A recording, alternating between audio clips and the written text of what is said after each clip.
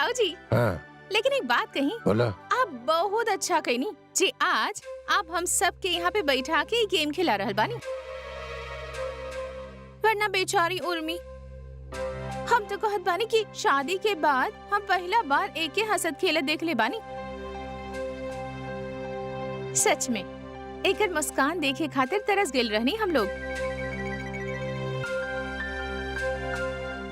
सच में जब से शौर्य भइल बा, बेचारी एक जगह पे टिक के बैठी न पावत रहे, बस काम काम काम काम काम में सती हो चुकल रही। अच्छा, मन खुश करे के चक्कर में ये मत भूल जाइए कि रात के खाना भी तू लोगन के बनावे के बा। तोरा चक्कर में हमरा के 4 बात ना सुने के पड़ जाए। हाँ, कोइन कब कवर करे के बा ये हम तोहरा के बताई। अभी चुपचाप नॉर्मल चाल चला और इधर उधर के चाल चल के उकसावत रहा। वो कोनो बड़ा गलती करे तो फिर खटाक से मारा। कौनो मुरव्वत ना।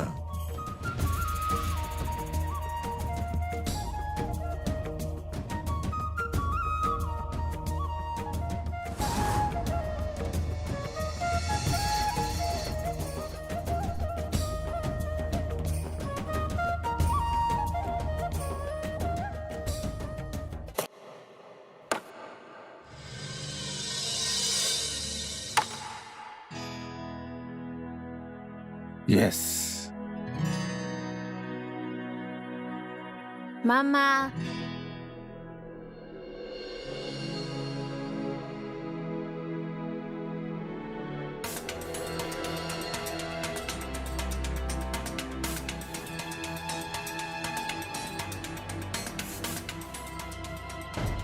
अरे शौर्य, बाप रे बाप, ये का हालत हो गइल बा दोनों बाप बेटा के। हाँ, अरे बेटा खूब खेल ले आ, देखा एकदम मिट्टी में गंदा हो गइल बड़ा।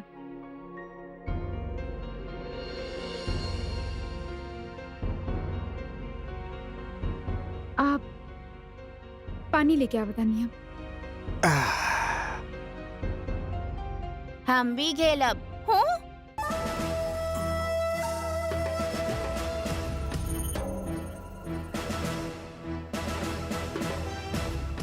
सॉरी बेटा, जा पहले नहा के आ, समझला? ओकरा बाद गेम खेली है।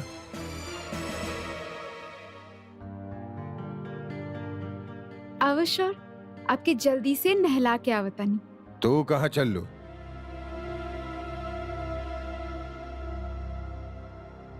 तू काहे नहलेबू?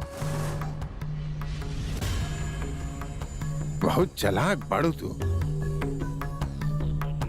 एक मौका भी ना छोड़ल चाहलू तू सम्राट के हरावे के। दिखावे के बा कि तू सौर्य के कितना ख्याल रखेलू। सम्राट कर रहल बा सौर्य के सारा काम, तो ओकरा करे दा।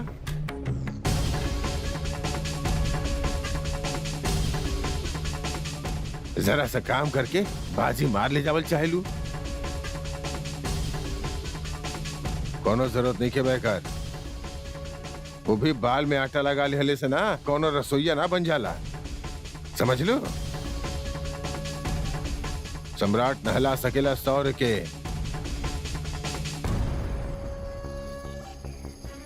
वो तोहरा से ज्यादा अच्छा तरीका से, समझ लो। हाँ, कहे सम्राट बाना।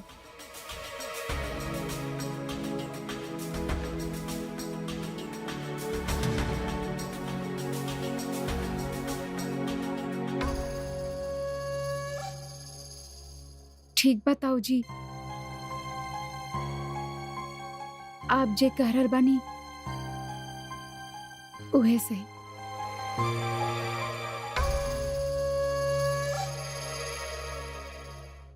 बाबा चलाना, बाबा चलाना, बाबा चलाना। अरे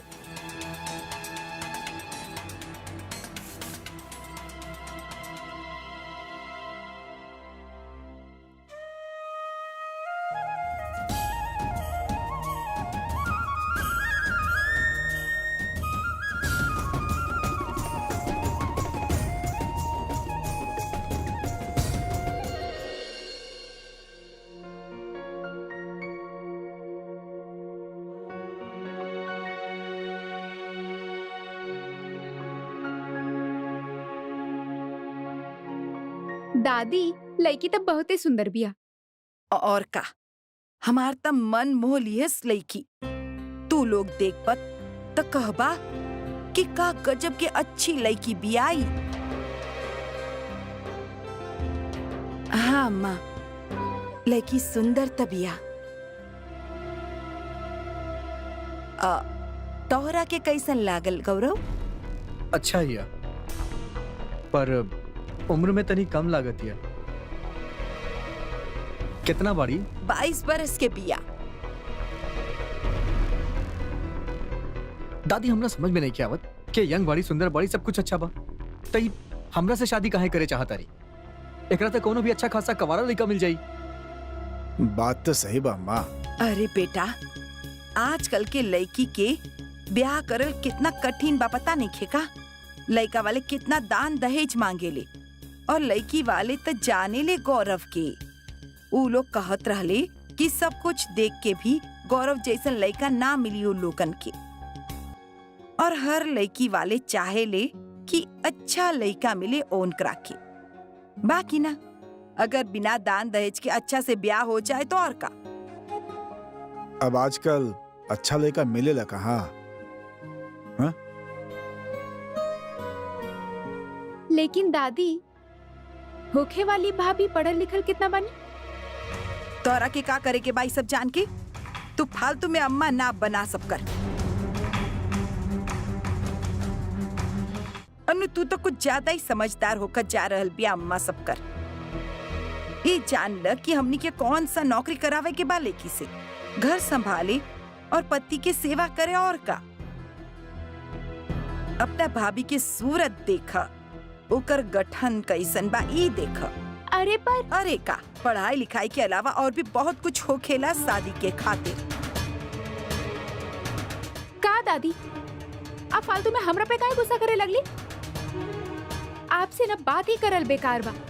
देख ला अभी हम जा रहल बानी। अनु, का दादी, बेचारी के मूड खराब कर देनी ना आप। अरे जाए दा ना, हर काम में टांग अड़ावे ले लईकी। हाँ, हम पंडित जी से बात कर लेत पानी और तू लोग लड़की के देखे जाए के तैयारी करला। एक बार मिल लेता नहीं काहे गौरव?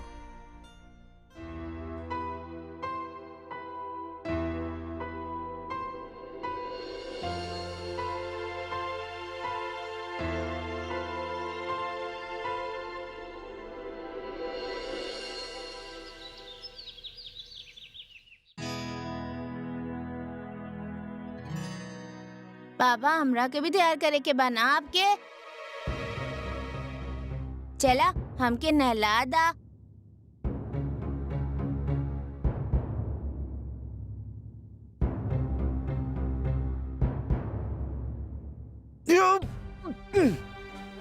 अपन काम का छोड़ के ये सब करत रही। 24 घंटा नहात रहेला, बस दिन में 2 बार नहाला। रिसू से पट्टी साफ करते रहिला, बस का करत आनी लाइफ में हम का कर रहल बानी हम। कुछ करे के पड़ी। ये मुसीबत से छुटकारा पावे खातिर कुछ तो करे के पड़ी, ना तो आई विल गो मैड।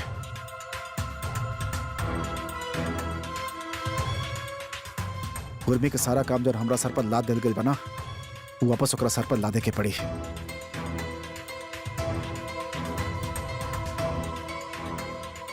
शोर बेटा, यहाँ आवा, यहाँ आ जा जा जा जा। टाइगर बच्चा, हमारा टाइगर बेटा, आज ना पापा आपके साथ गेम खेली हैं। आप तो हमरा साथ खेलेला ही ना तो। तभी था आज खेला अब आपके साथ गेम, जैसे कल खेले रहनी सीक्रेट वाला, टॉप सीक्रेट वाला गेम। हाँ वैसे ही। और हमरा के पता बा हम जीता। ना हम जीतब। अच्छा है? गेम ही बा कि अगर आज शौर्य के सारा काम पापा कैलन तो पापा जीती हैं, और अगर मम्मी कैली तो आप जीतब। अब बोला खेलबा? तब तो हम ही जीतब पापा। मम्मा हमरा सारा काम करेली। कहाँ करेली मम्मा? सारा काम तो पापा करेले आजकल आपके। मम्मा से आप कुछ कहले भी ना करे खातिर फिर कैसे जितबा? अगर हम कहब तो ऊ करी। ऐसा चलो फिर देखल जाए।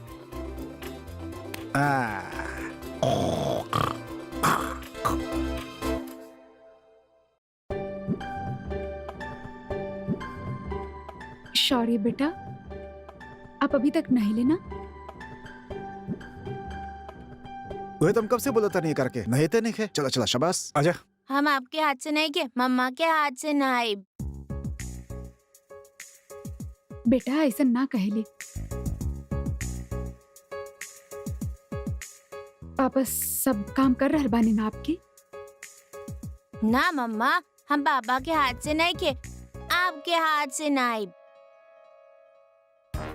हम लगाए थप्पड़, चला ना हमरा हाथ ना, से। मम्मा के साथ। सुनी, हमें के नहला देता नहीं।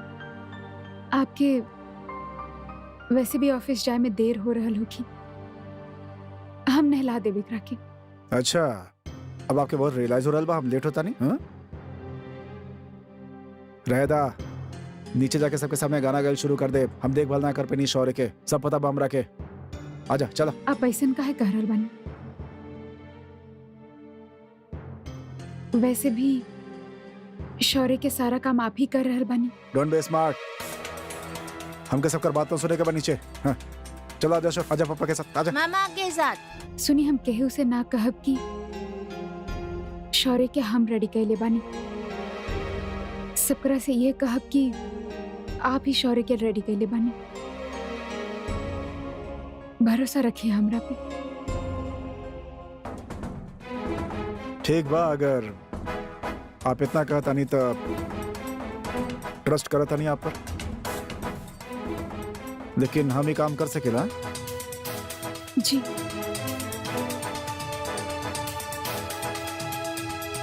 आओ शौर्य। ये चलो शौर्य।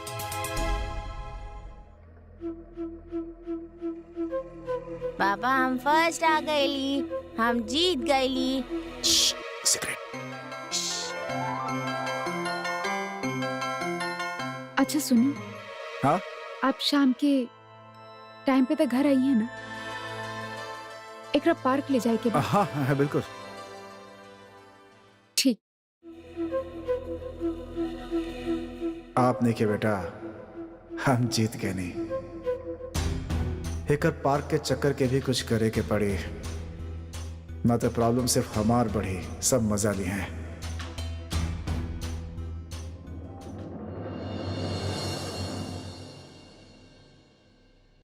शौर्य, शौर्य, शौर्य जल्दी करा, कहाँ बड़ा शौर्य?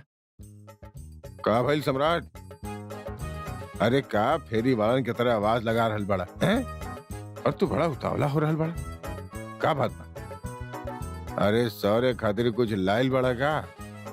ना ना ताऊ जी, वो एक पार्क लेके जाएगा बना, ऐसे चिल्लात रहनी हम। अच्छा चलो आप चले के पार्क चला। ना, हम मम्मा के साथ जाए। अरे मम्मी के साथ कहाँ जाइबा, पापा के साथ जाइबा भाई। हम लेके जानी ना पार्क आपके। हैं? चला।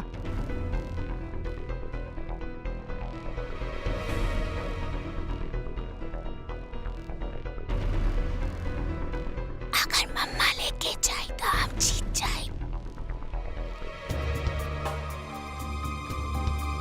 वो गेम खत्म हो गई। क्या बोला? वो गेम जौन हमनी सवेरे खेला था ना शौर्य, वो खत्म हो चुकल बा। पार्क में जाके नया गेम खेला, ठीक बा? चलो। हाँ बोतल। चाचू, हम भी जब शौर्य के साथ पार्क में खेले। ना, आप घर पे रुकी, आप ना, घर पे बैठी आप। हम काहे ना चली, हम भी चला पार्क में खेले। बोली ना हम ना। ना हम के भी चले के बा। सम्राट जी, एकरा भी ले जाए ना प्लीज। ना ना ना ना ना, ए ना जाई, आप घर पे बैठी। सम्राट बच्ची भी है यार, जिद कर रहल बिया, ले जाने करा के। हाँ, ताऊ जी, आपे बताई कैसे संभालब हम दू के। अरे सब संभाल ले बा यार। ना ना, सही में हम कैसे एक एग्जाम भी तबा, एग्जाम आपके पढ़े के ना आपके। हाँ आपके लिए जब कल पक्का मंदिरा, ओके कल। अब आप हमारे साथ अच्छा वाला गेम खेलब पार्क में, ओके। हमारा डायरी रख दा। चाचू बहुत गंदा बानी। हो का गए इनके आज। मंदिरा के तो छोड़ देने, लेकिन शौर्य ओकरे बड़ी खुशी खुशी ले गई ने।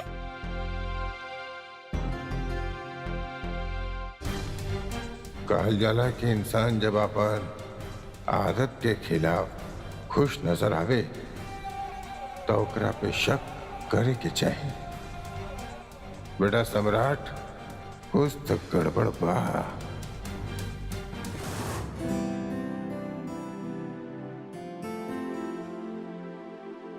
चला चला हम भी खेलब। आवा,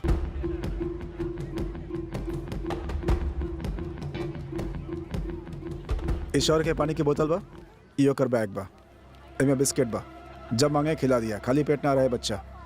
समझ लो, का समझ लो। और ध्यान रखिए कुछ गड़बड़ ना होके के चाहिए, ऊपर नीचे भेल तो पैसा काट ले तो। जी सर, आप टेंशन मत ली, हम सब संभाल लिए। तो जा संभालो, जा जा।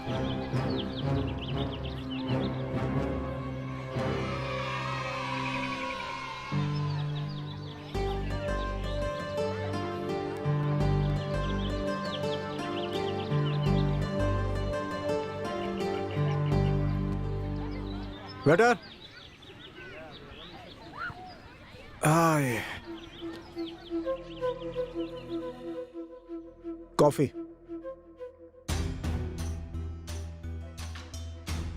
हर प्रॉब्लम के सॉल्यूशन हो खेला सम्राट सिंह राठौर के पास। अब खेला श्योर बेटा, जितना खेले के बाद खेला। बोतल, बिस्किट, पानी जौन चाहे सब मिली, सब टहल रहल बा आपके पीछे। आप पर नजर रखे खातिर हम नजर भी किराए पर रख ले बानी, बेबी सीटर। हाँ, तई माजरा बा, बुद्धि से खेल रहल बा बेटा। हमके पता रहे कि तू हमार दिहल बुद्धि के गलत इस्तेमाल जरूर करबा। अरे बेटा, गुरु बानी हम तो है। अभी बहुत सा गुण तू हमसे ले ना पौले बाड़ा, और पंख फड़फड़ा के उड़े लगला। हाँ? देखा बेटा कैसे हम तुहार पंख कुतरत आनी, फड़फड़ा के चित्त गिर जाइबा, फिर उड़बा ना। फुदक बा बेटा, फुदक बा सम्राट सिंह राठौर, फुदक बा।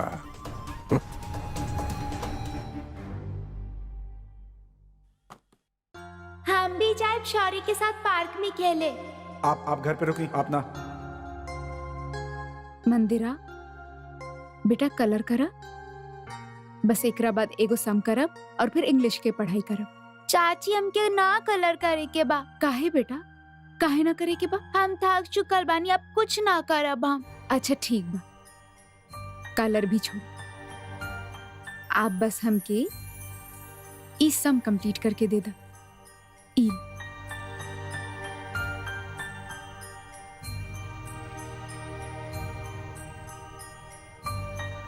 मंदिरा, ये अब का कर रहल बानी बेटा? 6+4 कितना हो खेला? 10 हो खेला। आप 9 लिख ले बानी। काहे? आप तो मैथ में इतना अच्छा बानी ना, फिर गलती काहे कर रहल बानी? चली ठीक से लिखी। चाची हमार मन ना लग रहल पढ़े में, आज की खातिर प्लीज। बेटा काहे ना लग रहल बा? हमके भी पार्क में जाए के रहल ना, चाचू काहे ना ले गई ने? अरे कौनो बात ना बेटा, आज ना ले गए ना तो कल तोहरा के जरूर लेके जाइए। आपके कैसे पता? अरे बेटा कल हम उनकरा के ऑर्डर करा, ऑर्डर कि मंदिरा बिटिया के पार्क में लेके जरूर जाइया। सच्चे? ये हम मम्मी के बता के आ रहल बानी।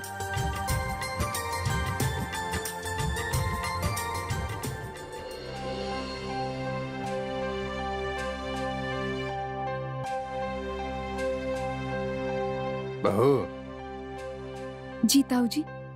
तू का सोच लो कि सम्राट मंदिरा के पार्क में लेके काहे ना गई?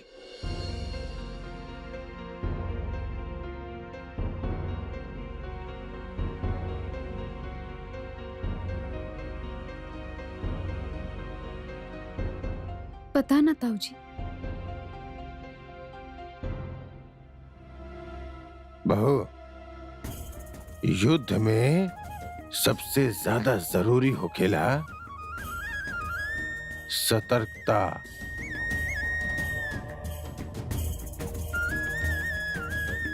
मौका पकड़ लेला तो शय, मौका छोड़ देला मार। यही खातिर बेटा हर चाल के समझल बहुत जरूरी होखेला। वैसे बहुत तोहके का लगा था जे काम सम्राट 3 साल से ना कैलस, वो आज अचानक कैसे कर पा रहल होखी? बचपन में कर पढ़ाई स्कूल में हो भइल ना, फिर पर ताऊ जी सम्राट जी सारा काम करते रहल बाड़न। अच्छा बहुत देख लेलू तू, जितना विश्वास से कर रहल बाड़ू। देखा बाबू ओ आपन काम कर रहल होखे या ना कर रहल होखे, लेकिन तू आपन काम सही से ना कर रहल बाड़ू। हाँ ताऊ जी आप ऐसन काहे कह रहल बानी? हम सब करते रहल बानी।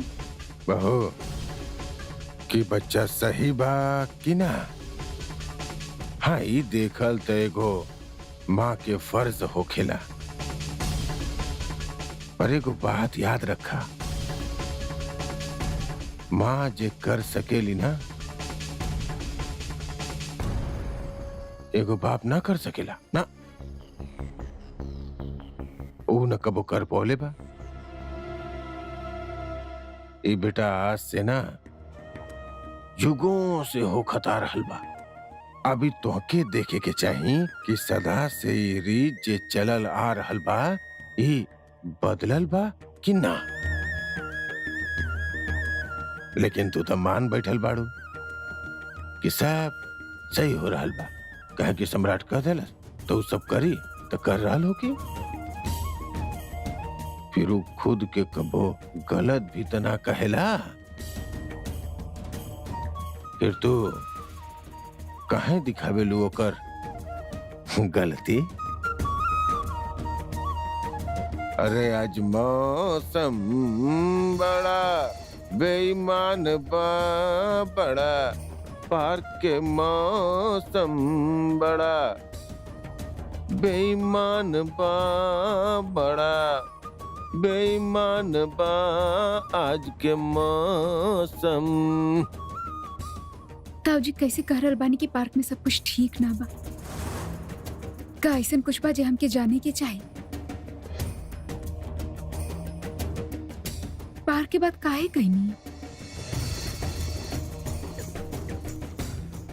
हमके जाए के चाही। जी हम सबके लड़की बहुत पसंद बिया, सच में बहुत प्यारी बियाई।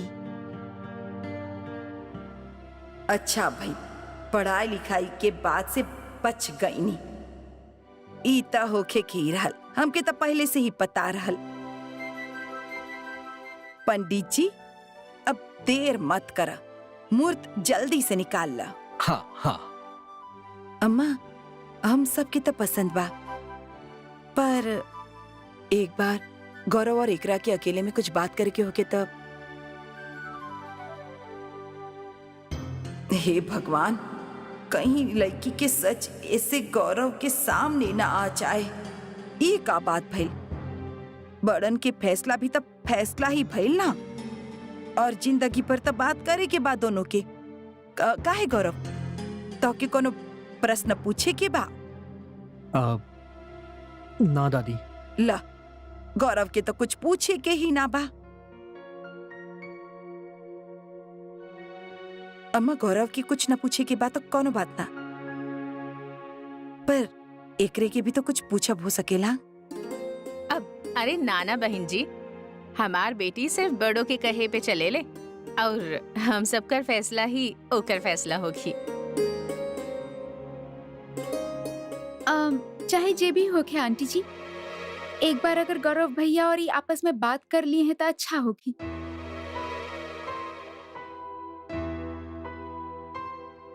अलग चल के बात करी। जा बेटा, जा बेटा, जिंदगी भर के फैसला बा, सोच समझ के ला। हाँ,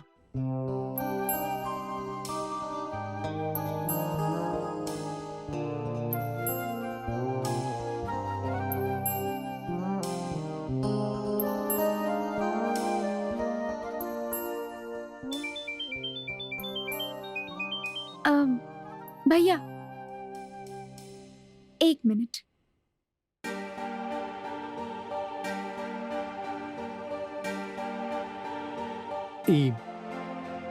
आप इतना सुंदर बड़ी, इतना अच्छी बड़ी, तो फिर आप हमसे शादी काहे करे चाहता नहीं? काहे कि माँ कहनी कि आप बहुत अच्छा बानी। आप जाने ली ना कि हमार बीवी हमके छोड़ के चल गई बाड़ी। हाँ, हम जानी ले,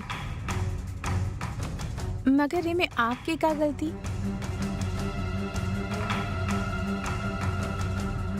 आवा ठाकुर। ए, सम्राट। आवा आवा। का हाल बा? बस ठीक ठाक। तू बैठा। बताओ।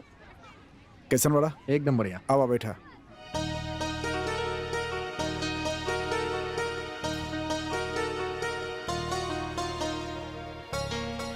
हम अभी आ रहल बानी।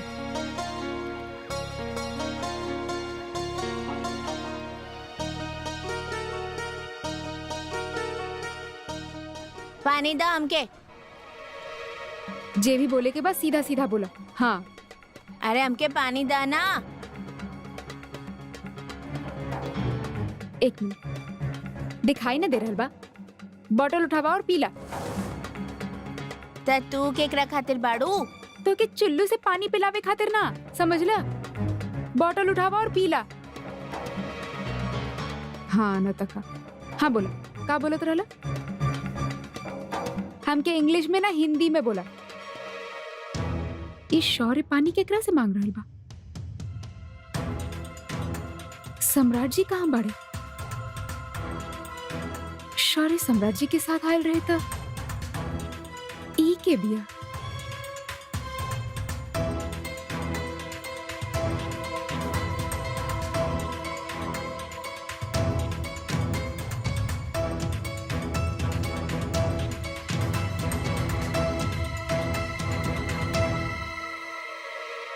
चलो बाबा, हमारा टाइम तो हो गए 1 घंटा। अभी हम फोन रखता नहीं। हाँ, और यहाँ से निकल के ना फोन करब तहरा के।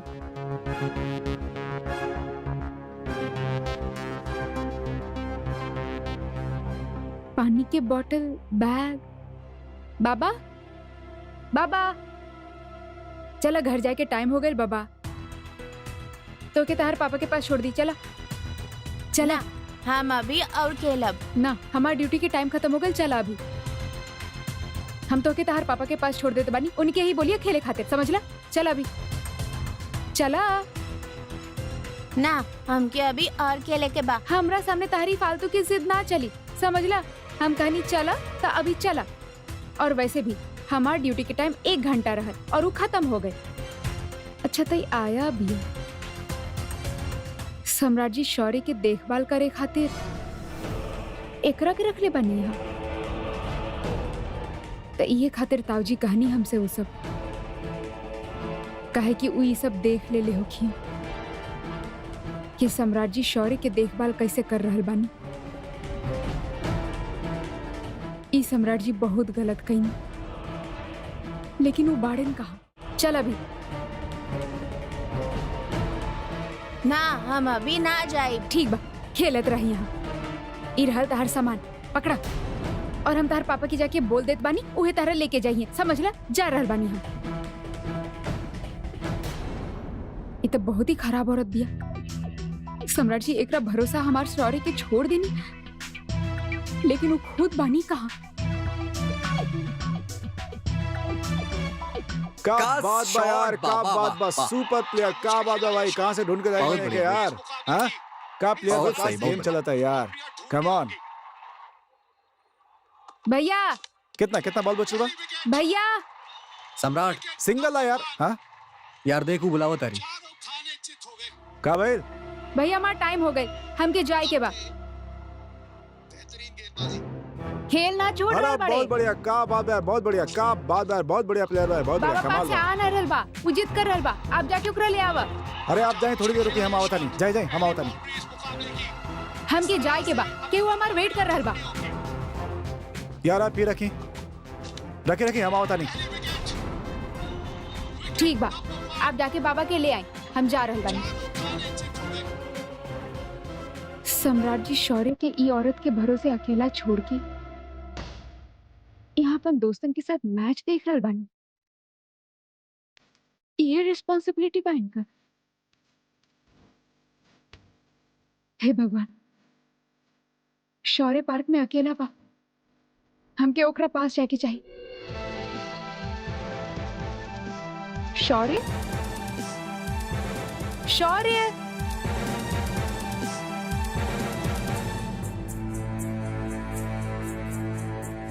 शौर्य,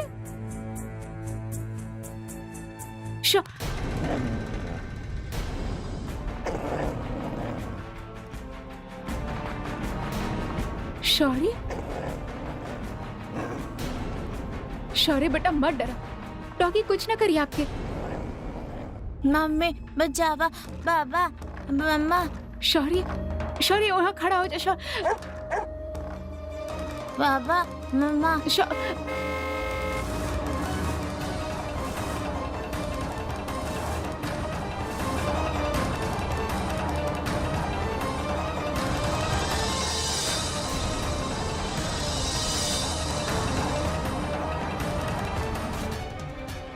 शौर्य,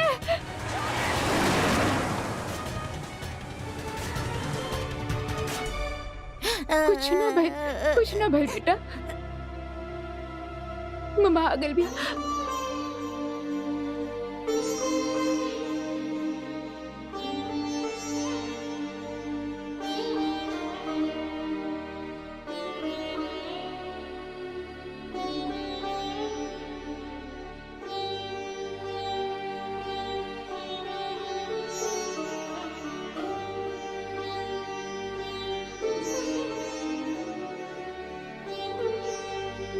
अरे मिश्रा जी, आप कह देनी मतलब काम हो गए। हाँ, अरे ना कल अपन बंदा भेजी ऑफिस में। हाँ, अरे सम्राट सिंह राठौर का जलसे से बड़ बात हो सकेला कुछ का? बस टेंशन मत लिया आप, हो जाए बढ़िया। का चले के ना बाका भाई, नरेल फोड़ो गाड़ी के आगे, तब चल बा। चलो साहब, बाबा कहाँ बड़े? ऊना ही है। अरे शौर्य, शौर्य अंदर है के, रुका। शौर्य,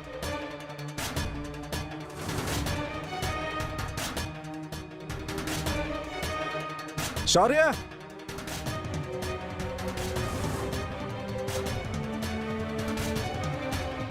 कहाँ गए ली?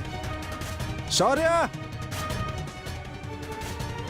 शौर्य, शौर्य। हाँ, सुना, कोनो छोट बच्चा देख ले यहाँ? हाँ, हमारा बेटा। ना देखनी। शौर्य, कहाँ गए यार शौर्य? शौर्य, पापा यार बाड़न, शौर्य। मैडम, आप हमारे बेटा का देख रही? बेट के साथ रहे, छोटा सा गोरा सा, स्पेक से बाल रहे, देखनी ओके? ना देखनी। अरे यार शौर्य।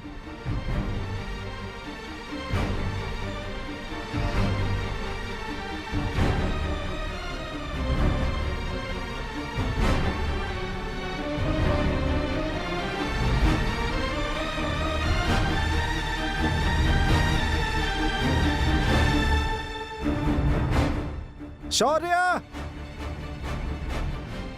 शौर्य।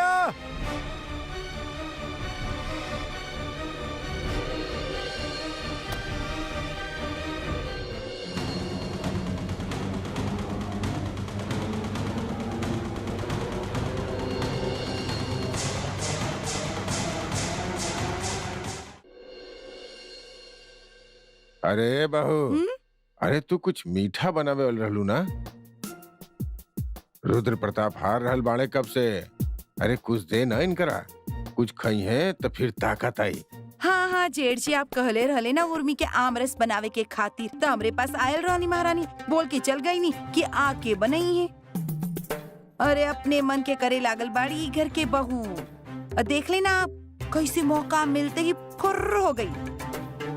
घर और काम चाहे भाड़ में बर्बाद हो जाए, उनके एकरा से कोनो मतलब ना।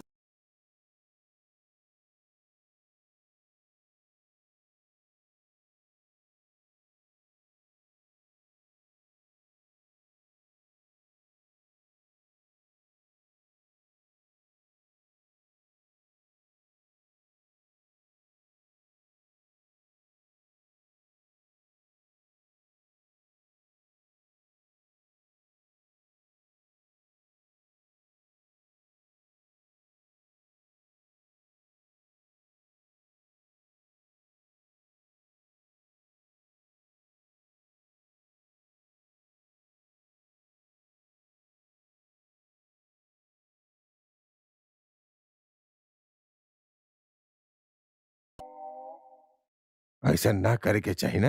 हाँ हाँ जेठ जी, हमके सर पे ना चढ़ेले बाड़े आप, अब पैरों में गिरा दिले बाड़े, और वो भी लगाम खींच के। बाकी उर्मी के ना दबा पहले आप। अरे नई जमाना के लड़की के सामने आप भी शांत हो गए। हाँ हमरे बेटा से सारा काम करवा रहल बाड़ी हूँ। हाँ बतावा, हमार सम्राट बाहर भी काम करे और घर में बच्चा संभाले, ई तो जुर्म भइल ना, बाकी ना। माँ, अदिति, माँ, शौर्य आयल घर पे का? हाँ? शौर्य घर पे आयल? ना तो। अरे ई का कर रहल बड़ा सम्राट? शौर्य तो तुम्हारे साथे गेल रहे ना? अरे जौन पूछे तनी जवाब दे, शौर्य घर पे बाकी ना?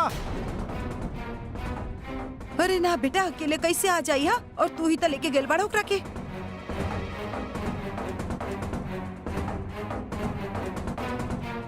बहुत गड़बड़ हो गया लगा था माँ। कहाँ भइल भैया? शौर्य आपके साथ ही तो कहाँ गइल फिर? कहाँ भइल भैया, बताई तो।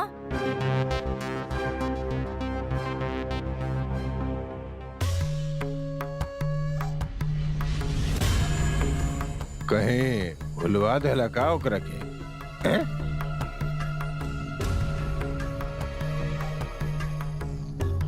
लेकिन वो चवन्नी अठन्नी तरह है ना, जे जेब से गिर गई। हैं? कहाँ गई? अपन शौर्य कहाँ? तो मुझे पता ना कहाँ चल गए शौर्य।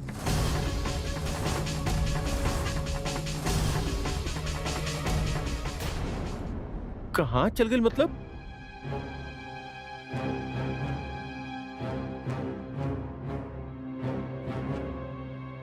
कहीं मेट किडनैप तो ना कर लेलस?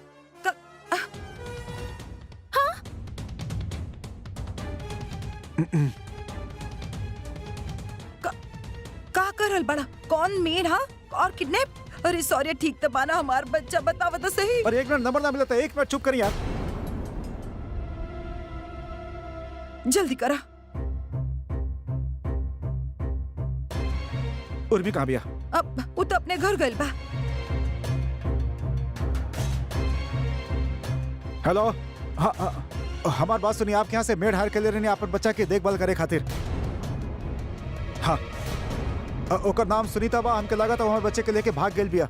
आप प्लीज ट्रेस करिए, फटाफट ट्रेस करिए कहाँ बिया वो, ठीक बा? ना तो हम आपके एजेंसी बंद करा दे, आग लगा दे आपके एजेंसी पे। बता रहा बानी हम, जरूरत नहीं कि बानी हम। फटाफट पता लगाई, हमके बताई जल्दी, हम वेट करता नहीं। हे भगवान, देवर जी आप शौर्य के ही घुमा दे ले। अरे लोग तो मेला ठेला में 10-10 बच्चे ले जाले, लेकिन कौनो भी बच्चा उनसे खोवेला ना। और आपके बेटा तो पार्क में ही खो गई। हाय राम। सम्राट, तू शौर्य के देखभाल खातिर मेड रख ले रहला? अरे खुद का करत रहला तू? हाथी आइल, हाथी आइल, हाथी बोलस पो, सारा हवा निकल गेल सम्राट। फुस। चाचू, शौर्य के आप कहाँ खो देले? बताई ना चाचू। बोलो ना बेटा, कैसे भइली सब, बोला बोला। सम्राट, ई लापरवाही तोरा के बहुत महंगा पड़ी। अरे कैला कैसे तू ई सब? देवर जी आज तो हद ही कर दिले। अरे चुप, सबके सब चुप। यहाँ पर चिड़ियाघर बना के रख ले बड़ा। यहाँ पर हमारा बेटा गायब हो गई, बकवास कर रहे सबके सब।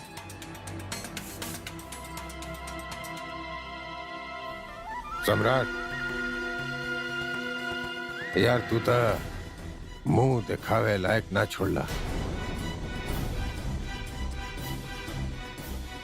एकर मतलब उर्मी के सोचल सही रहे।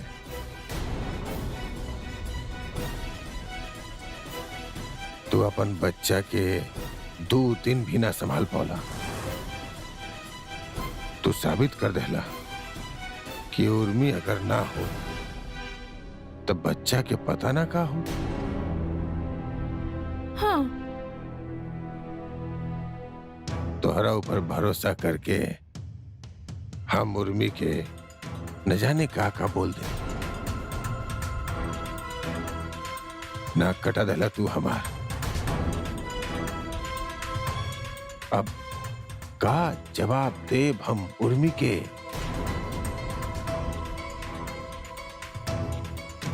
बोला, तू एक बाप के रिस्पॉन्सिबिलिटी तो छोड़ा, तू एक मेड के काम भी ठीक से ना कैला। यहाँ उर्मी के तो बहुत लेक्चर देत रहला, और वो दिन पता ना का सुनावत रहला ओकरा बच्चा के संभाले के लेके। अभी बतावा कि तू उर्मी के कौन सा मुंह दिखाई बा?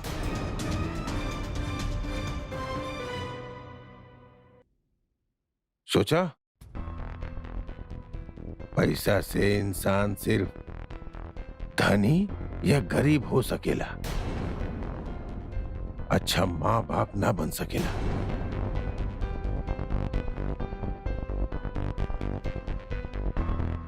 तोहरा का लागेला तू अपन पैसा के बल पे एक मेड हायर कर ले बा और एक अच्छा बाप बन जाइबा? ना सम्राट, अच्छा बाप बनने खातिर बच्चन के साथ बच्चा बने के पड़ेला। उनकरा समझे के खातिर जेब के ना, दिल के जरूरत पड़ेला, दिल के। देखा, वो भी बा कि ना तोहरा पास। अरे भाई साहब, छोड़ी सब। सम्राट, जल्दी से सॉरी क्या पता लगावा। अरे पुलिस में रिपोर्ट लिखवावा फौरन। हाँ भैया, भगवान करे शौर्य के कुछ। हाँ आप जाई ना, जल्दी कुछ करी, पता लगाई होकर कि कहाँ बाऊ। और मैं सुनी तो पागल हो जाए सोच सोच के कि ओकर बच्चा गइल कहाँ। उर्मी के क्यों कुछ ना बताई। हाँ, समझ दिया आप लोग? कुछ ना बताइए उर्मे के क्या हो। ठीक बा,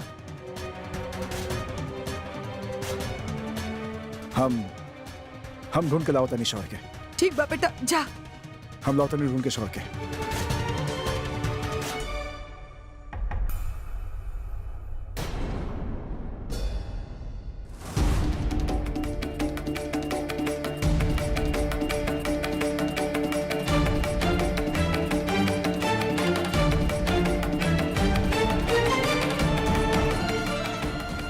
उर्मी,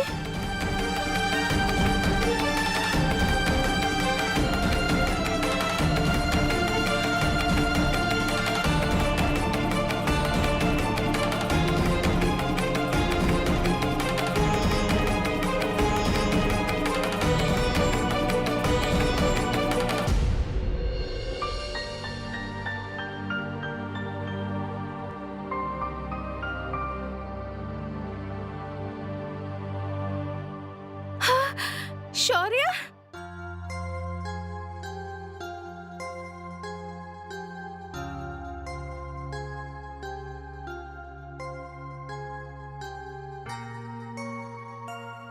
शौर्य, हमार बच्चा कहाँ चल गया रहा तू? हाँ, कहाँ चल गया रहा? ठीक थे बड़ा, कुछ भलता ना आपके? कुछ ना भलता पक्का? पापा आप कहाँ चल गए रहले?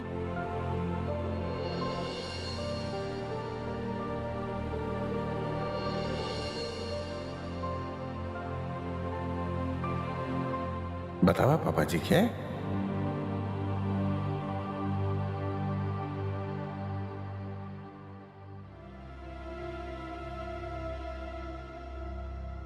शौर्य आपके पास कहाँ से आए? कहाँ रहे?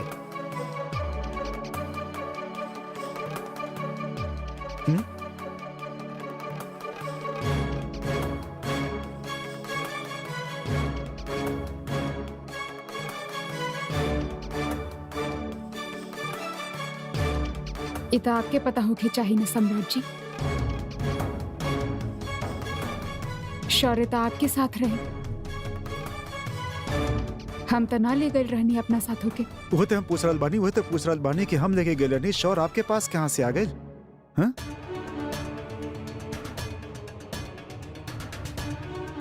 बोली, हम यहाँ पागल कुत्ता की तरह भटक रहल बानी कि हमार बेटा कहाँ गए, और आप एके लेके गायब हो गए। नहीं जाने लो हमार हालत का हो गई रही यहाँ।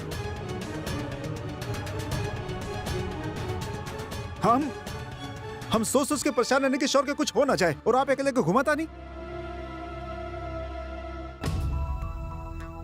का इतना होशियारी दिखा रहल बाड़ू तू?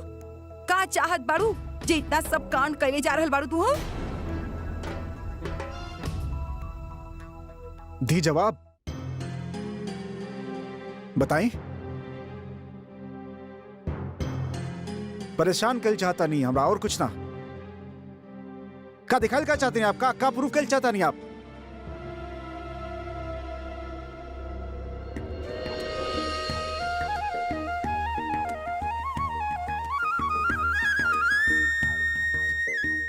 हम का दिखावे और प्रूफ करे चाहब सम्राट जी। भगवान के दया से हम सही समय पे पहुंच गए नहीं, ना तो आज हमनी के बच्चा के साथ अनर्थ हो जाता।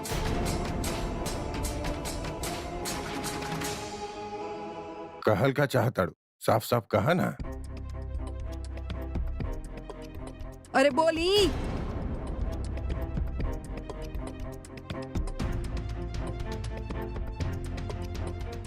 माँ जी, हम तो अपन मम्मी के घर जात रहनी, रोड पे अचानक देखनी की शौर्य कुत्ता से डरा के भाग रहा बा। बीच सड़क पे इतना सब गाड़ी चलत रहे, ओकरा बीच शौर्य डर के मारे भागत रहे। टाइम पे अगर हम ना पहुंचती तो न जाने हमनी के बच्चा के साथ का हो जाए।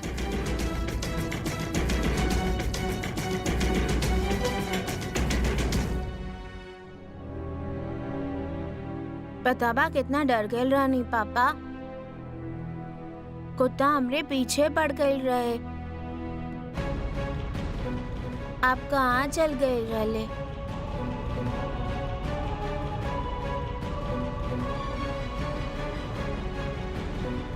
ई तो होके की रहे उर्मी। सच में भगवान तो के समय पे वहाँ पहुँचा देले। काहे से कि देवर जी त शौर्य के एगो किराया के आया के भरोसे छोड़ देले रहले।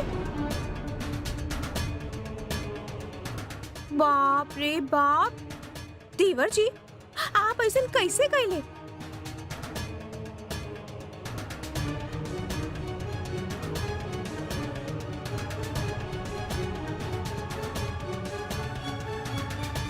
आप ऐसा काहे कैले सम्राट जी?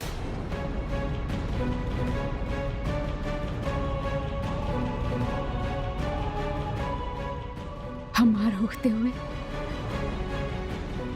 हमनी के बच्चा के आया के भरोसा पे काहे छोड़ल?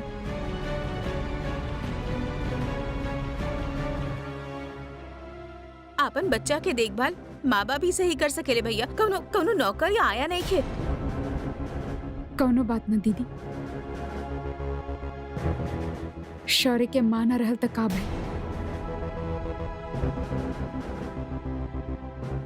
ओकर पापा त रहले ओकरा साथ। एक मिनट का कहल का चाहता नहीं आप?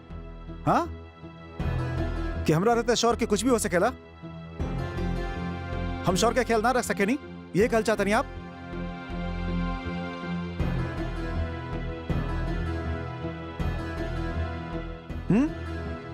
हाँ बहू, तू जतावल का चाहत बाड़ू? ओहो साफ साफ कहा। हाँ, बताओ। ताऊ जी, हम बस यही कहे चाहत बानी कि वो माँ ही हो खेली, अपन जान हथेली पे रख के अपना बच्चा के रक्षा करेली, ओकर देखभाल करेली।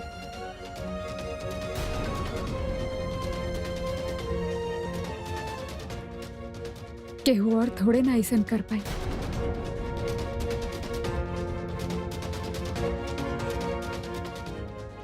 आया ही हो खेली। ड्यूटी करे आवेली और ड्यूटी करके चल जाली।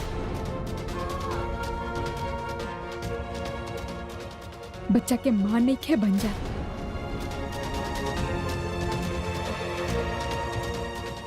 काहे कि 9 महीना पेट में रखे के दर्द ना सहेली।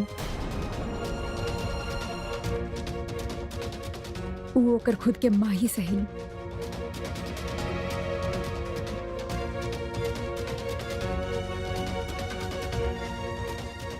एमे आया के कौनो गलती नहीं खे। वैसे बात तो सही बा सम्राट, तू एगो बाप होके भी शौर्य के एगो आया के भरोसा पे छोड़ेला। वैसे आज लड़का के साथ कुछ भी हो सकत रहे सम्राट। देखिए, हम वही जे रहनी है, वही साइड में बैठ के मैच देखत रहनी, हम बैठ के बोले रहनी है ध्यान रखे खातिर।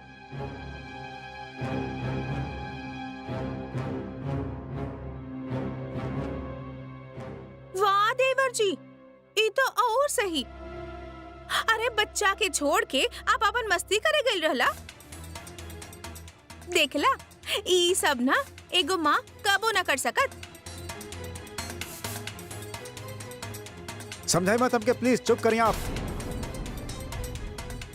अभी जे भइल से भइल, हमनी के बच्चा बिल्कुल ठीक बा।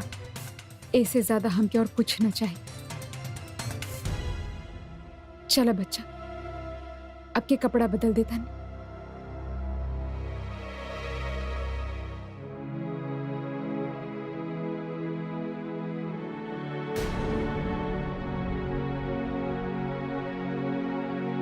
रुकी,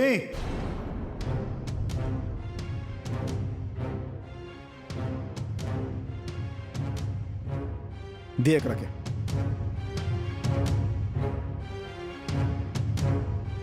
और आपके ज्यादा खुश होके की जरूरत नहीं खेबा। और ये भूल के बिना सोचब कि आपके बिना हमारा बेटा पल ना सकेला हमसे। बच्चा तानात भी पल जाता नहीं दुनिया में मैडम जी। और एकरा खातिर तो हम बानी और हमार माँ भी बानी जी हमके पल्ले बाड़ी और एके भी पाल सकेली।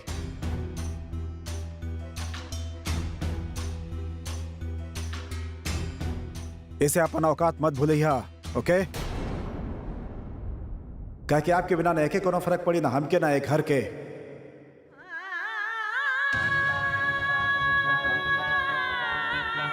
का बकवास कर रहा बड़ा सम्राट? बकवास ना बिल्कुल सही कहता नहीं हम।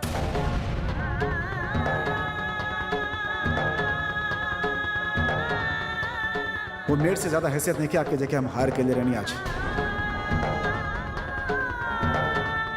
वो कहता पैसा देके बोले ले रहनी, आप तो बिना पैसा के बानी है घर में, नौकरानी से भी बदतर। झुमके तक के सैलरी मिलेला, आप कहता आप तेओ से भी गैल गुजरल बानी।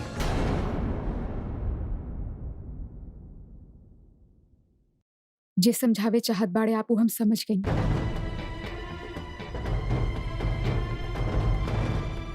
लेकिन एक बात आप भी समझ ली सम्राट जी,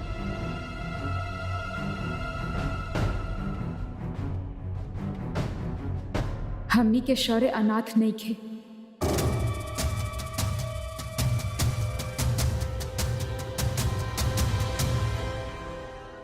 हम माँ बानी होकर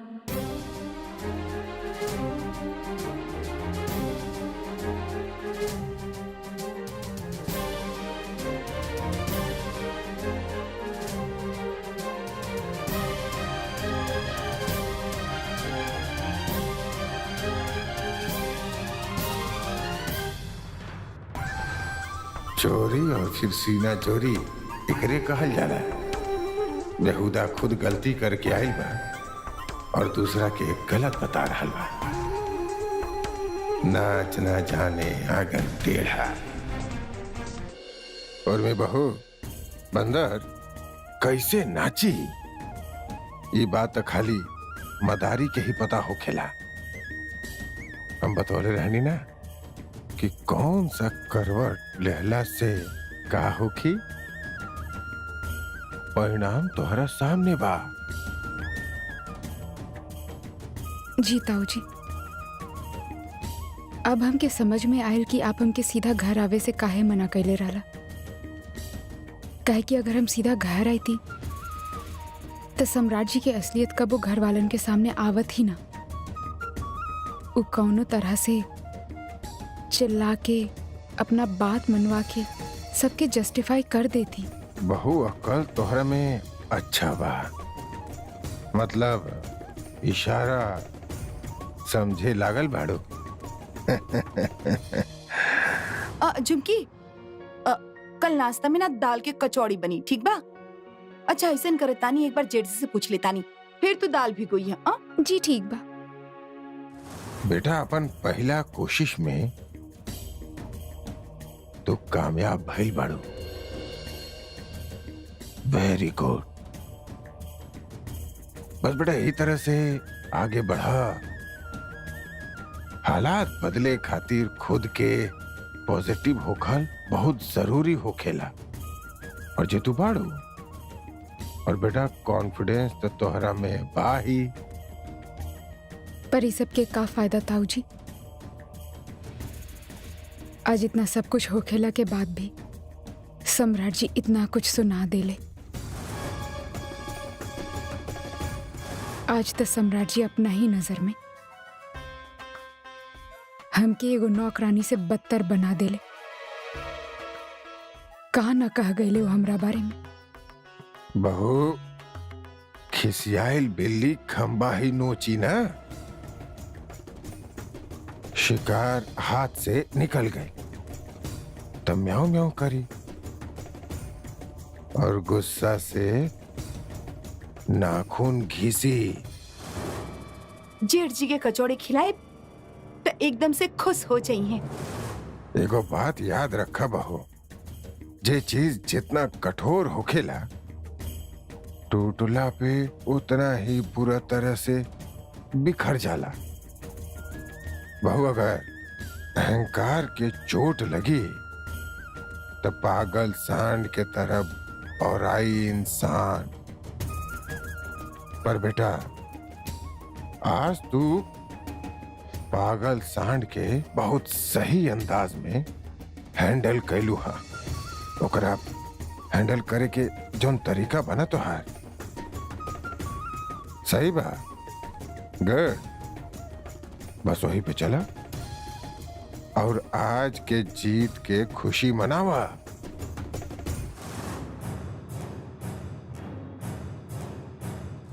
तो जे बात तोरा के चुभल बा या गलत या नाजायज लगल बा ओकरा आपन अगला चुनौती के तरह माना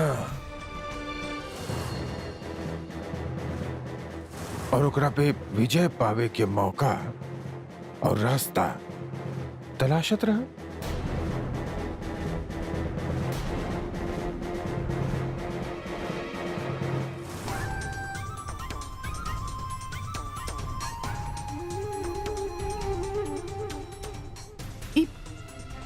उर्मी यहाँ का करल बिया? फिर अपन कोनो गलती के माफी मांग रहल बिया का? छठाक भर के बाड़ू तू और अपने आप के क्विंटल मत समझा। वो सम्राट तोहरा के आईना दिखावत रहेला फिर भी समझ में नहीं आवत तोहरा। अरे तमीज से काहे ना रहेलू तू? ताऊजी आप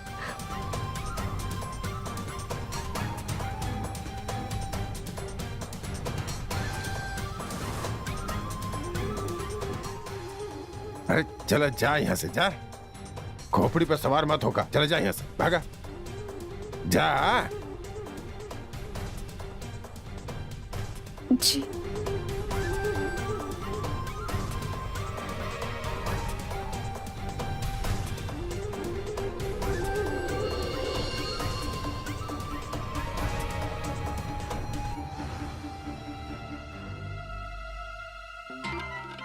बेहया के इतना डांट पड़ले फिर भी सुधरे लेना। लड़की तो अच्छी है दादी। देखला हम कहले रहनी ना, हमार पसंद के मोड़ी के ना पसंद करी ना सकेला। भगवान के बहुत बहुत धन्यवाद कि गौरव के पसंद आ गई। अब तो चट मंगनी पट ब्याह कर दी, गौरव के बहुरिया के घर ले आई। दादी लड़की अच्छी बाड़ी लेकिन हम ओकरा से शादी ना कर सकेली। एक का दू फेरा वाला बात कर रहल बाड़ा गौरव। एक तरफ कह रहल बाड़ा कि लड़की अच्छा बिया पसंद बिया, दूसरा तरफ बिया ना कर सकेला। यही का बात भइल? हाँ गौरव बेटा, लड़की पसंद बिया तो शादी करे में समस्या का बा? लड़की इतना प्यारा बिया, अच्छा बिया तो ओकरा कोनो भी अच्छा लड़का मिल जाई। अरे तू का बुरा बाड़ा गौरव जो ये मोड़ी बिदक जाई। दादी हम काफी बड़ बानी ओकरा से उम्र में। हमार उम्र में ओकर उम्र में काफी अंतर बा। ओकरा के कोनो हम उम्र के मिले के चाहिए। हमरा साथ शादी ओकरा खातिर अन्याय हुई। ये कैसन बात कर रहल बाड़ा गौरव बेटा?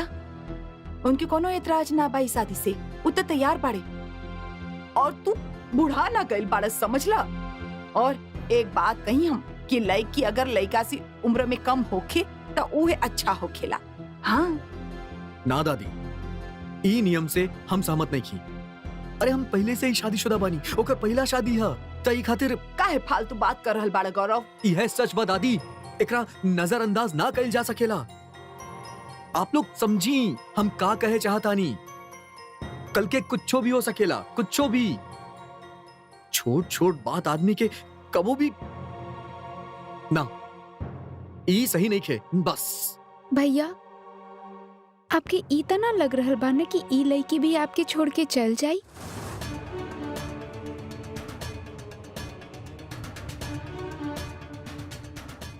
हाँ,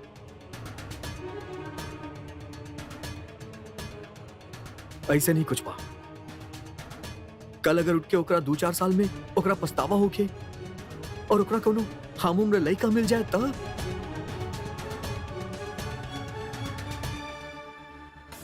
तब हम का करब? ई भी चल जाई तब। और वैसे भी हम ये रिश्ता में जबरदस्ती ना चाहेली, जबकि रिश्ता में हमके जबरदस्ती पूरा नजर आवता। ना गौरव, कौनो जबरदस्ती ना बा बेटा। देखा गौरव, जे हो गए सो हो गए। अपन अतीत के, अपन वर्तमान और भविष्य के फैसला मत करेदा। पॉजिटिव सोचा। पापा चाहे जौन भी होके, हम ये शादी ना करब, बस।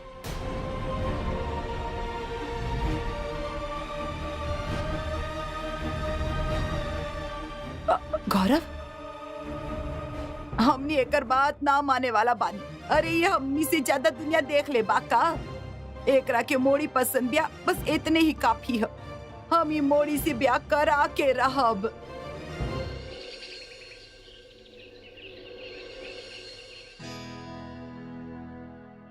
बहू, बेटा तू जे भी बनावेलू बहुते स्वादिष्ट बनावेलू बेटा, लेकिन इतना स्वादिष्ट मत बनावल कर, ना खा खा के ना हमार सेहत खराब हो जाए।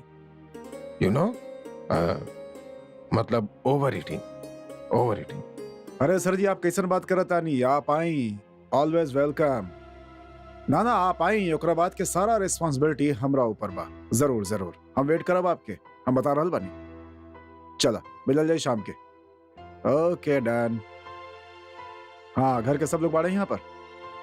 यहाँ ना भाई, सब घर वाले यहाँ आ जाए। बहुत जरूरी बात करेगा आप सबसे। काबिल भैया, का बात बा? बैठा तो सही। बात ही बा कि आज शाम हमरा घर पे डिनर करे हमारे कुछ खास मेहमान आ रहल बाड़न। काम के लोग बाड़न ताऊ जी। अगर उनके साथ बात बन गई तो ये सोची कि साथ साथ दू जगह इंटरनेशनल लेवल पर बिजनेस बढ़ जाये हमारा। अच्छा, ओह ग्रेट। वाह भैया, ये तो बहुत अच्छा बात बा। तो फिर भैया ये लोग वह एनआरआई लोग बड़े ना, जे ऑस्ट्रेलिया और फ्रांस में सेटल बड़े। हाँ ताऊ जी, इनके ना इटालियन रेस्टोरेंट के चेन बा। Oh good. और इनके साथ वहाँ अपन होटल के एगो ब्रांच खोले के बात चल रहा बा। Very good, very good. Keep it up. का बात कर रहल बाड़ा बेटा? एकर मतलब तार मतलब कि हमनी के रेस्टोरेंट विदेश में भी खुली है? अरे वाह, तब तो वर्ल्ड टूर हमने आराम से कर पाए। हाय, विदेश जाए के हमार बड़ मन रहे। और देवर जी, वो तो उद्घाटन में हमनी के ले ही जाई है। आप हाथ जुड़वा लें प्लीज, फॉर गॉड से। मेहरबानी करके उनके सामने कुछ मत बोला प्लीज। हाँ, तो हम कहते रहनी कि उनके इंडिया छोड़ले काफी वक्त हो गई बा। बहुत साल बाद इंडिया वापस आयल बाड़न अपन पूरा परिवार के साथ है। उनके वह इंडियन कल्चर, यहाँ के इंडियन फैमिलीज के वैल्यूज, रीति रिवाज से बड़ा लगा होगा। हमसे कह लगने ताऊ जी कि हम आपके घर आयल चाहता नहीं सम्राट जी, इंडियन फूड एंजॉय करल चाहता नहीं और साथ ही साथ आपके घर के सदस्यों से मिलल भी चाहता नहीं। हम कहीं आए भाई, ऑलवेज वेलकम। तो हम उनके इनवाइट कर लेनी आज। तो ध्यान दे, सब कुछ परफेक्ट होके के चाहिए आज। हमारी डील कैसे कंफर्म हो कि हम जाना था नहीं। तो कहा ना, बेसिकली ताऊ जी उनके हमारे जॉइंट फैमिली के आपसी प्यार, सत्कार, स्वागत ही सब देखेंगे बा उनके, और उनके ही भारतीय रीति रिवाज में खुद के फील करे के बा। वैसे एक बात नोटिस करनी ताऊ जी, अपन बिजनेस के लिए के बड़ा पर्टिकुलर बाड़ा नहीं लोग, पूरा जांच पड़ताल करेला। मतलब जेकरा साथ काम करे वाला बाड़ा पूरा पता लगावेला, कहाँ रहेला, का करेला, केकरा साथ रहेला। इम्प्रेस हो गई नहीं हम तो ठीक बा भाई, शाम के कोनो कमी ना होके की चाहिए। भैया आप चिंता ना करी, सब हो जाए, हम सब संभाल ले। एकदम A1 क्वालिटी के खाना आई, और हमनी की स्पेशल मेहमान खातिर सब कुछ स्पेशल ही हुई। का स्पेशल करबा तू हैं?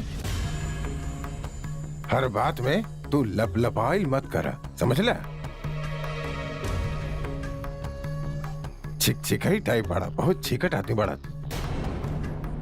ऐसे अच्छा तू एगो साड़ी खरीद के पहन ला।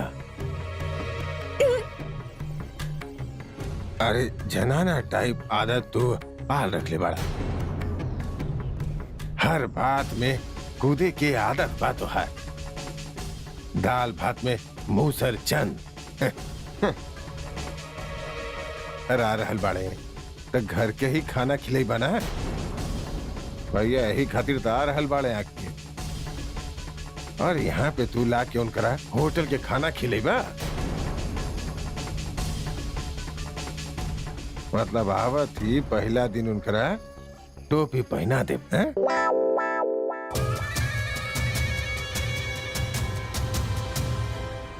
हर के सारा औरत मर गई बाड़ीन का, ये कोनो होटल फोटल से कम अच्छा खाना बनावे लाए जा है? सही बात ताऊ जी, बिल्कुल सही। ये ओके की चाय। सम्राट जी आप बिल्कुल टेंशन मत ली, हमने सब कर ले। ये डील हमरा खातिर बहुत इंपॉर्टेंट बा, समझ ली सबके सभी बात। हाँ कुछ भी गड़बड़ ना होके के चाहिए, A1 होके के चाहिए मामला। हाँ हाँ बेटा, तू चिंता मत कर, हमने बहुत अच्छा से स्वागत करब उनकर, ठीक बा? और 56 भोग फेमस होकेला इंडिया के, जाने नहीं आप लोग? तू बनवाई, ठीक बा? बनी ना का? 56 भोग। हाँ हाँ बन जाई 56 भोग। हाँ, बना ले। हाँ। अमृत आओ, हमारे साथ कुछ अरेंजमेंट करेंगे।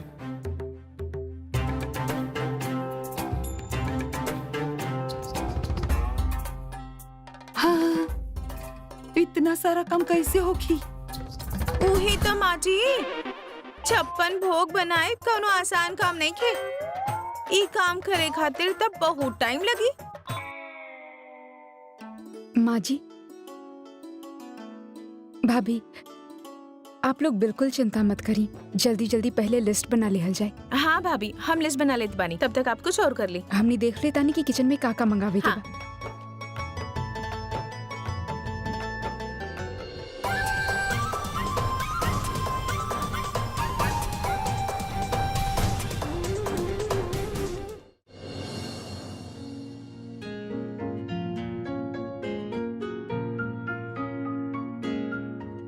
कड़ी खातिर बेसन भी कम बा, एक पैकेट ही बहुत बा। एक पैकेट बेसन, मूंग के दाल, मोठ 2 किलो। अच्छा तो बहू, कहा बनावे के योजना बा? लिस्ट तो बना ले बानी हम ताऊ जी, बहुत कुछ बनावे के प्लानिंग बा। और हमनी कुछ चीज ऐसन बनावल जाए ताऊ जी, जे हमनी के अलावा दुनिया में हमसे ज्यादा अच्छा केहू ना बनावेला। मेहमान भी जब हमनी के हाथ के बनल खाना खाइए ना, तब बस खात ही रह जाइए। फिर देखिए, सम्राट जी के डील फाइनल ना होके ऐसन तो हो ही ना सकत। वाह बहू, प्लानिंग था शानदार सजोले बाड़ू तो। आपके पता बताओ जी, हमार मायका के कॉलोनी में सब कहत रहले कि कुछ चीज हमनी ऐसन बनावल जाला जे केहू ना बना सकेला। और जब हमार वाला रेसिपी वो बनावत रहे तो हमके टेस्ट करे खातिर बुलावत रहनी, लेकिन वैसन ना बनत रहे। वो करेक्ट टाइमिंग ही ना आवत रहे ना। मतलब सम्राट सही कहेला कि नौकरानी के तरह हर काम करेलू, वो बिना पगार के। हाँ ना बहू, ये हैसियत बा तोहारी घर में, कहे ऐसन काहे कह रहल बानी ताऊ जी? घर के कामकाज करे में केहू नौकरानी थोड़े ना बन जाला। वो तो सम्राट जी ऐसे ही गुस्सा में फ्रस्ट्रेशन निकाले खातिर कह देले रहले। अच्छा, अब भाई अब जैसे भी कहले रहे, कहले तो ये रहे। और मजाक तो सम्राट कर भी ना करेला। For your kind information. और जे बात सम्राट कहलस वो करेक्ट रहे शायद। कहे कि तू उहे सब करे गलत नहीं खे। प्रॉब्लम तोहरा अंदर ही बा। हम ऐसा ना सोचे ले ताऊ जी। हमके अपन घर के काम करब अच्छा लागेला, और अगर हम अपन घर के ना संभालब तो के संभाली? एकरे कहल जाला और ताना जज्बा। अरे बेटा, कमाल के थॉट लेके चले लू तू। लात लताड़ सह के भी आपन फर्ज निभावत जा। अरे बेटा, सोचा जरा कि सब करेलू ओकरा बावजूद भी सुनेलू। का कहल जाला ओकरा कि अब तोहार कोनो अहमियत नहीं खे, आपन औकात में रहा। अपन औकात मत भूलिया। के नौकरानी बाड़ुई घर के उहे रहा। वो मेड से ज्यादा हैसियत नहीं है तोहार, जके हम हार के लिए रहने। ओके तो पैसा दे के बोले रहने, तू तो बिना पैसा के घर में बाड़ू, नौकरानी से भी बदतर। बेटा, जब आपन औकात तू खुदे ना समझ लू, आपन सम्मान खुद ना कैलू, तो दूसर से काहे उम्मीद लगा के रखले बाड़ू तू सम्मान के? बेटा, क्लियर बात तो ही बा कि जे अपन सम्मान खुद ना करेला, दूसर से सम्मान पावे के कोनो उम्मीद ना करे के चाहिए। जैसे बा वैसे होकर नियति मान के जिए के चाहिए। सही बात बना। तो हर फिलॉसफी तो यह कहे लेना कि करत जा। अब केहू के कदर होके तो हार या ना होके तो करत जा, और कदर होकी भी केहू के तो कैसे, जब करे वाला के खुद के कदर ही नहीं खे।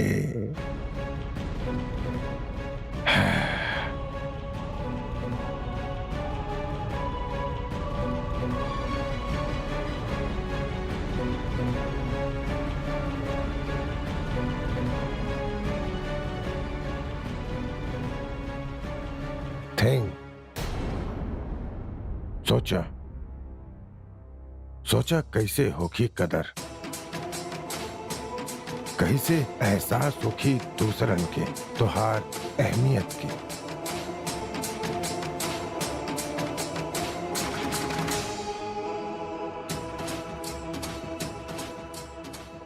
अबला जीवन है तुम्हारी यही कहानी। आंचल में बादूद और आंख में पानी।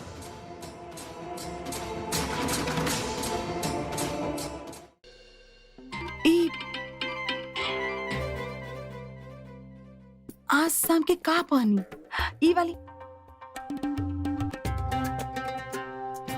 हाँ, ई वाली।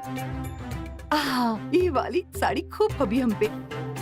हाय, आज शाम के हम ऐसन तैयार हो कब कि सम्राट के अंग्रेज साझीदार हमके देखत रह जाइए। हाँ, और ई वाला हार पहनब हम महारानी। अरे बाबू जी जेठ जी। हमार कमरा के गुलदस्ता के फूल काहे ना बदल गए? अब सुगंध के बजाय दुर्गंध दे रहल बा। का मतलब भाई? अच्छा भाई जी, नौकर भी ना इतना से भी ध्यान न रख सकेले। पर आप चिंता मत करा, हम अभी करवा दे रहल बानी। रुका। माँ, हाँ उर्मी भाभी लिस्ट बना दे ले बानी। वो काफी कुछ बना रहल बानी, पर हरा मूंग के हलवा बहुत अच्छा बनावेलू। बना दी है ना आप? का पागल हो गल बाड़ू का? हम काहे बनाई? ओकरे से बुला हुए बनाए, हम ना बनाए। हाँ माँ, पैसन काहे बोल रहल बाड़ू? काहे के का मतलब बा? हा? इतना समय से आराम कर रहल भी आप कहाँ ओकरा से कि काम करे लग के? खबरदार अगर तू कोनो काम में हाथ लगाई लू तो। हाँ, बेटी बाड़ू तू घर की मायका बाई तोहार, आराम कर। हाँ? और कुछ करे के बना तो की तो तैयारी कर शाम की दावत की खाती, सजावट के, सिंगार के। हाँ? काहे जेठ जी, सही कर रहल बाड़ी ना हम? सही कह रहल बड़ू बहू। अरे बहू के होखत सास और ननद काम करे हैं, ऐसन शोभा देला का? ना ना ना, हाँ ये तो हम कह रहल बानी।